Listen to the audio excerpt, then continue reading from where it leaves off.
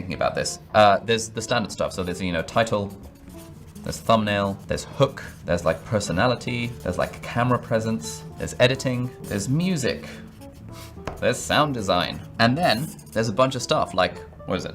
9 writing, 10 structure, 11 branding, and a bunch of stuff that I'm probably forgetting. But basically, again, the message here is that this is not easy stuff. There are whole university degrees and diploma programs devoted to each of these things. Maybe not titles and thumbnails, but you can literally get a 3-year university degree in just being a videographer, in just being a lighting person, in just being an audio engineer, in just being a public speaker.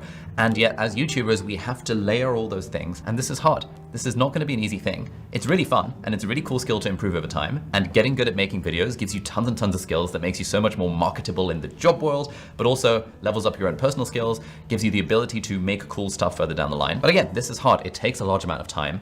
And the mistake that we see beginners make, even intermediate YouTubers that are is that they try and do everything at the same time. And they don't recognize that it does take a large amount of quantity generally to get to a point where your videos are high quality. Again, caveat, unless you already know all this stuff and you're already a professional filmmaker. So those are the things that make up what makes a quote good video. But then how else do we define what is good in terms of videos? And broadly, there's an intrinsic version of good and there's an extrinsic version of good. Now, the intrinsic version of good is the internal compass that we have on, are my videos good? Like I said, it took me about 80 videos, where I was probably around 2,000 subscribers by video number 80. It took me about 80 videos for me to think, you know what, actually my videos are pretty good. And I think the intrinsic one is quite important. And the way I think about it is, do your videos pass the cringe test? And the cringe test is that if someone came up to you, like a friend or family member or someone on the street, God forbid, and said, hey, I really liked, I watched one of your videos the other day, or, oh, haha, I can't believe you started a YouTube channel, I watched one of your videos. How much would you cringe? If you would cringe at that, it means that your videos are probably not very good. Whereas if you'd feel like, oh, it's not too bad, I don't feel too cringy about that, it means your videos have passed the cringe test and now they're at least internally good enough in your mind. And to be honest, over probably 95% of people who start YouTube, I'm making that number up, but it seems accurate. 95% of people who start YouTube never get to the point where they think internally that their videos are good enough, probably because A, they're not focusing on quantity, and they're not, crucially doing that step of 1% improvements over a large period of time to get to quality. But at some point, your videos will pass the cringe test and internally you'll feel proud of the video and you'll think, you know what, this video is actually pretty reasonable. But obviously it's not good enough to just make videos that are good in our own eyes. Ideally, we want them to be good in the audience's eyes as well. This is a bit trickier because this is now where we're setting goals that are outside our own control. So I don't really like thinking about this too hard, but generally we know when our videos are extrinsically good enough when we start to see our channel and our videos getting a little bit of traction. So what are the things that make for a good video? Really, it's just two things: that people click on them and then people watch them.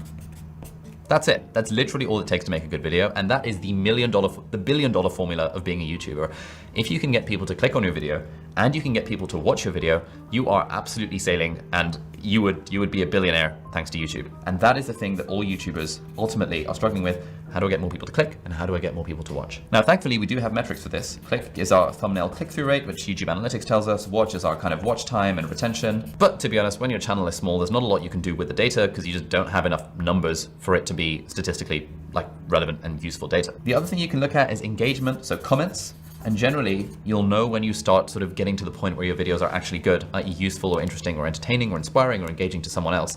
When you start seeing comments that, oh, I really like this video, or this video really helped me, or wow, that was such a funny video, that was so insightful, that was so informative. When you start getting those sorts of comments is when you have this other barometer of, someone else other than me thinks my videos are also good. But to be honest, at this point, I wouldn't really focus too much on the extrinsic metrics. They are there, and you can spend maybe 5% of your time optimizing the strategy and thinking about titles and thumbnails and market research and stuff. But really, I think for most people, our main objective, and certainly my main objective when I started the YouTube channel, was get to a point where I'm just making lots of videos, quantity. I'm not thinking too hard about what do I make videos about and trying to hold myself back. I'm committing to 1 or 2 videos per week. which worked for me. Maybe your schedule will be different, but you do need to commit to some level of consistency because this is a serious relationship, not a casual one. You're doing your 1% improvements, and then you're making your videos slightly better over time with all these things: title, thumbnail, hook, personality, camera presence, editing, music, sound design, writing, structure, branding, to get to the point where your videos now pass the cringe test, and you don't cringe really hard anytime someone says, I watched your video, because now you're internally thinking, you know what, this video is actually pretty reasonable. And then what I would suggest, going back to our 3-part model, at this point, once you have passed the cringe test, at this point, we are now making choice number 2. Now this is where it starts to get fun. So fun that I've even switched my color of pen. Choice number 2. So while choice number 1 was casual versus serious relationship, or kind of breakup was a third option.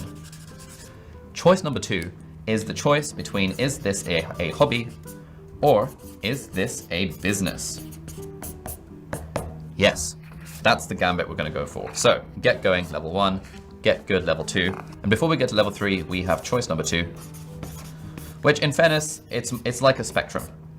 And it's a spectrum of, am I treating YouTube like a hobby or am I treating YouTube like a business? And different people are going to be at different levels of it. To be honest, I treat YouTube somewhere here. It's like very much on the business end, but it's still a little bit like a hobby because I still want to have fun with it. But to be honest, I treat YouTube like a business. I know a bunch of people who treat YouTube as a hobby, and that's totally okay. But when you're treating it like a business, what I mean is that you are trying to make money from it. When you're treating it like a hobby, you're trying to have fun. So again, I know this is not like a dichotomy, but it's like, what are you focusing on? Money or like value to the audience, etc. In a way, treating something like a business means it's sort of focused on others, and treating something like a hobby is more like focused on yourself. And again, I'm not saying you're selfish for having a hobby. You know, I play the guitar as a hobby. I play the piano as a hobby. It's a hobby I do for myself. It's a hobby I do for fun. I'm not treating it like a business. I don't want to monetize my passion by monetizing the ability to play the guitar. I don't want to, right now, release my own songs. I don't want to do covers. I don't want to play in a pub.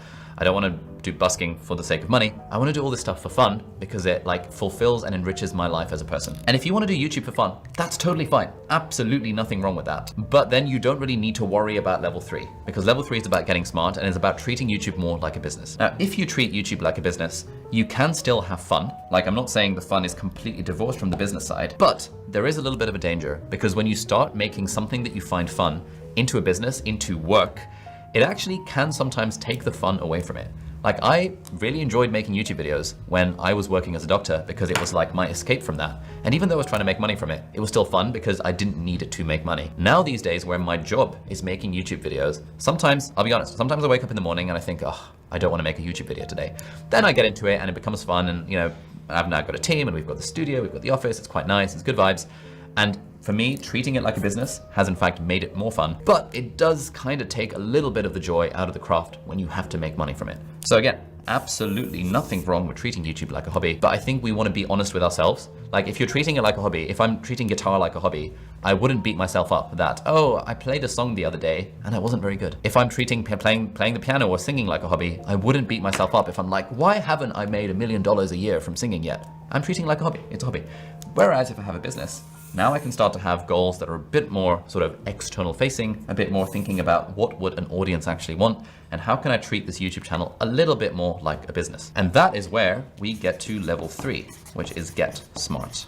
And this is the level that people are at when they decide that they want to move a little bit more towards the business end of the spectrum. And if it's a hobby, you don't need to worry about this stuff. But if it's a business, then here are some things that we can start to think about. So let's go back to our basic model, just to make sure we're on the same page. Level 1 was get going. We started making our videos. For me, this was about 30 videos. Level 2 is getting good, where we're making a bunch of videos, we're committing to it, doing it consistently because we're in a serious relationship with YouTube, and we're improving slowly over time to get to the point where we pass the cringe test, and that's when we know that internally our videos are now good. And now choice number 2 is, do we want to treat it like a business or do we want to treat it like a hobby? And if we want to treat it as a business, we now go into get smart territory, where we can now start thinking, okay, I'm being a creator, I'm having fun, I'm doing this kind of as a hobby, but I also do want to take it seriously. I want to think of it like a business. Now, if you were running a business, let's say you wanted to open up a shop, a supermarket, or like a local corner shop, you wouldn't be able to just be like, you know what, I wanna sell only the products that I like. I don't want to pander to the audience. I don't care who comes in through the door. I don't care about the demographics of this local area.